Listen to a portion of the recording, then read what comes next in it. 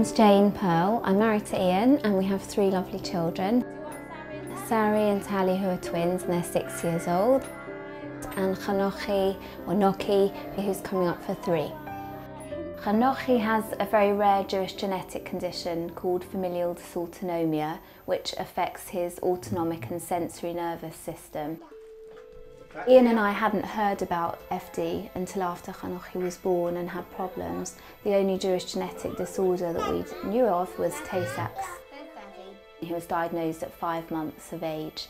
Although he did have problems from soon after he was born, we knew something was happening with him, but nothing was found. In the December of the year he was born, when he was about 3 months old, we had a terrible week where in the space of 8 days he stopped breathing at home 3 times. On the 3rd occasion I had to give him mouth-to-mouth resuscitation on the hall floor upstairs. And while I was doing that, Ian was calling the ambulance and speaking to them. It was a night where there was really heavy snow and it took a little bit of time for them to arrive. They said to us they wouldn't be able to let him home until they got to the bottom of what was causing these problems with his breathing. A close family friend of ours has a cousin whose son has the same condition, and I think she suspected the worst when I was describing his inability to swallow. And it was 6 weeks after that that we did receive the diagnosis from the genetic lab. It is challenging to have a child with FD, although he's lovely and full of joy and enjoys whatever he does. And because he doesn't feel pain in the same way, he can injure himself much more easily than another child.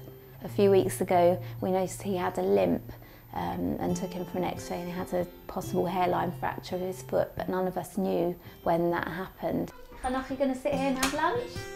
Day to day, all the normal things that you would do, like feeding for example, he can't swallow, so everything that he has is given via a tube straight into his stomach through a gastrostomy. Are you having a drink? Having a drink. He has had twice an operation to sort of tie off the top of his stomach to prevent aspiration of food from his stomach into his lungs. He still is aspirating his saliva because he's not able to manage that. So he is very, very prone to chest infections. He struggles, labours with his breathing quite often. Because his lungs have damage to them now, at night time when he goes to sleep and his breathing is a bit shallower than it is in the day when he's awake, he needs supplementary oxygen given to him. Are you tired? In addition to that, he's globally delayed. He's not really speaking very much. He has a few words, but he's never been able to use his mouth to eat, which is part of the process that children would need to use their mouth to speak and form the words. We watch him struggle every day, and it's something that is unnecessary now when genetic testing is available and easily affordable.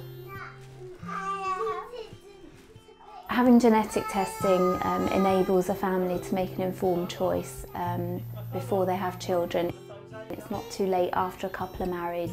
There are ways now, processes through IVF and pre-implantation genetic diagnosis, that 2 carriers of a genetic condition can have children and know that they won't be affected. It would save a lot of heartache in the future.